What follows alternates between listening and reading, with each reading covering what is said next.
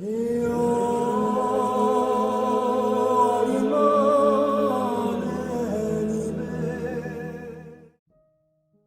à tort qu'on désigne parfois le racisme allemand ou autre par le terme nationaliste. Ni la bienveillance et encore moins la confusion des idées ne peuvent en fournir l'excuse. On n'appelle pas le vice vertu ni le concubinage chasteté. En outre, le mot racisme ne désigne pas tant un sentiment qu'une philosophie sociale et politique.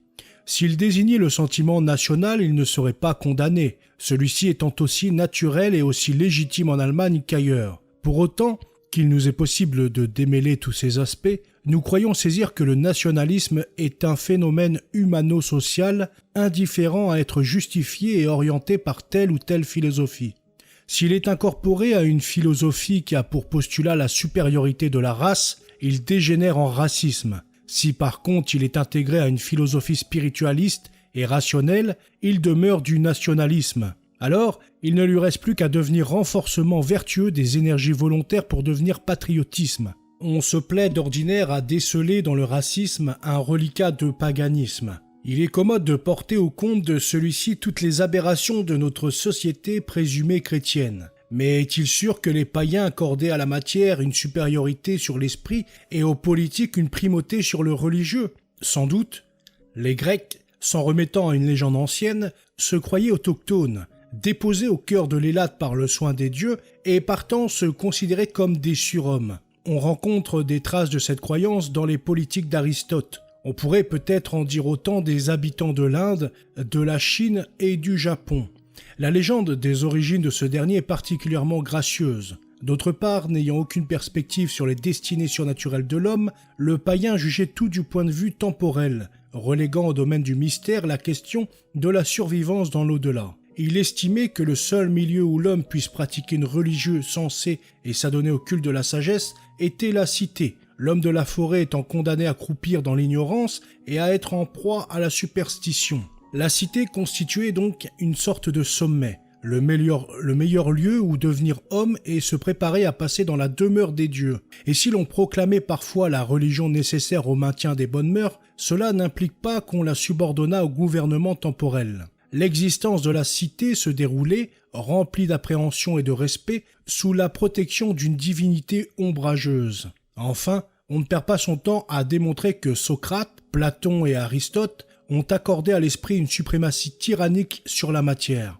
C'est un lieu commun battu et rebattu de longue date. Toutefois, pour un écrivain qui ne sait pas faire le départ entre l'ordre naturel et surnaturel, entre le nécessaire et le gratuit, il y a un grand danger à transporter, sans préalablement opérer les transpositions de rigueur, les théories aristotéliciennes dans notre monde chrétien, où la cité ne dispose plus de valeur suprême, où un atome de grâce prévaut sur tous les biens moraux et culturels.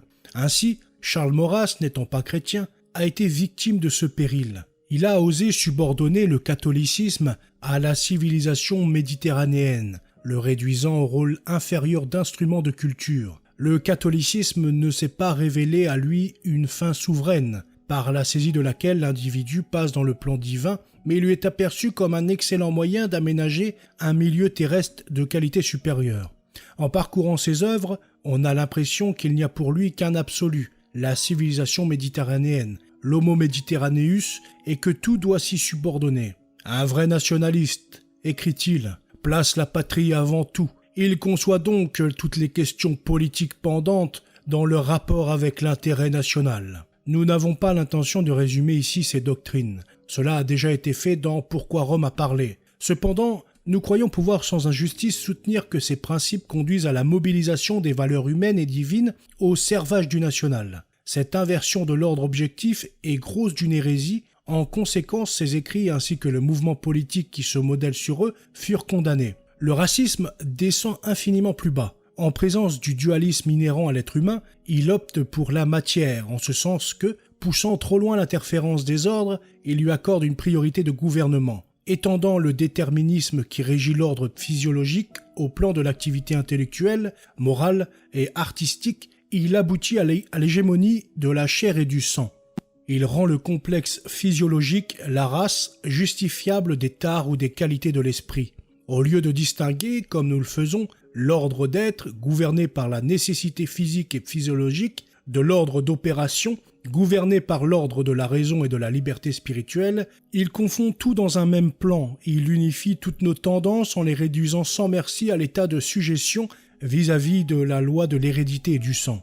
Il supprime de la sorte le dualisme et réalise par en bas une unité trop rigide pour convenir à un être libre. Il va sans dire qu'il abolit du même coup la suprématie de l'esprit et de la grâce. La science biologique et médicale, écrit le docteur Walter Gross, nous a enseigné dans les dernières 30 années que l'homme est bien plus fortement déterminé dans sa valeur corporelle que psychique, par son hérédité propre que par toutes les mesures extérieures qu'elles concernent l'alimentation, le sport ou l'éducation. Hitler lui-même n'y met pas plus de nuances. Toutes les méthodes d'éducation de l'État raciste devront avoir pour but dernier d'inculquer dans le cœur et le cerveau de la jeunesse le sens et l'instinct de la race. Aucun garçon, aucune fille ne doit quitter l'école sans être convaincu de la nécessité de la pureté du sang. D'ailleurs, cette éducation du point de vue raciste doit recevoir son plein achèvement dans le service militaire. Extrait de Mein Kampf. L'idée raciste ne consiste pas à rechercher l'ennoblissement par la conquête des valeurs spirituelles,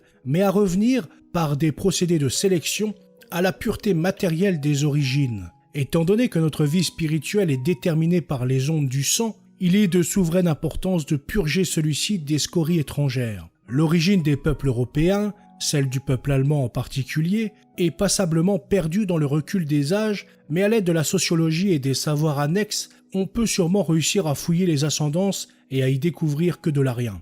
Alors, l'idéal concret du racisme est le retour en arianisme, le retour au caractère de celui-ci, à ses coutumes, à ses croyances, à son culte, à ses vertus, etc.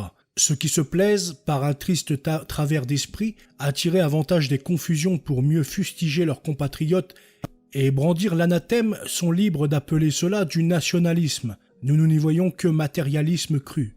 Nous respectons l'amour qu'ont les Allemands de leur pays et nous souhaiterions les imiter, mais nous répudions tout cet affublement d'hérésie contre la raison et contre la foi chrétienne. Cet orgueil de race incommensurable, cette suffisance froide, attentatoire à l'égalité chrétienne, à la justice et à la charité, nous répugnent, comme ils répugnent du reste aux Allemands catholiques eux-mêmes. Nous éprouvons trop vivement un immense besoin d'amour et de rédemption pour attribuer tant d'efficace à notre misérable sang. Il ne faudrait pas conclure de là que nous méconnaissons la valeur des facteurs ethniques, leur rôle dans le développement de la civilisation et dans l'expansion du christianisme. Nous avons trop conscience de l'orientation contenue dans les dispositions naturelles des individus et des peuples, dans leurs goûts et leurs aptitudes, pour donner dans cet excès de prudence. Nous savons trop bien aussi que Dieu ne crée pas l'homme pur, ni même l'âme en général, mais qu'il sait associer les causes secondes et qu'il supporte leur mode imparfait et individué de coopérer. Mais nous avons également appris que le spirituel en nous procède immédiatement de Dieu, pur esprit, principe d'où découle le souffle animateur de toute chair. Il est sans doute forcé de faire l'âme que peut soutenir notre organisme, celle qui s'ajuste rigoureusement à lui, mais il l'a fait spirituelle et indépendante du corporel dans ses propres opérations.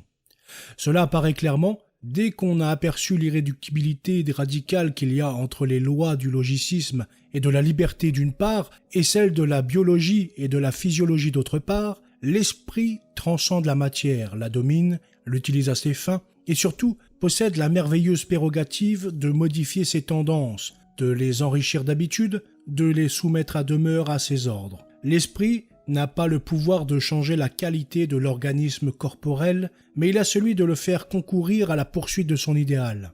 Cela ne va pas sans effort, mais s'il est aidé par la puissance de la grâce, il dépasse son propre idéal et rejoint celui du Rédempteur. Et c'est ainsi que, selon le plan rationnel et chrétien, l'unité de l'individu s'opère par en haut et non par en bas. Voilà, c'est tout pour cette vidéo, j'espère qu'elle vous aura plu. Je vous souhaite une très bonne journée, à bientôt, salut.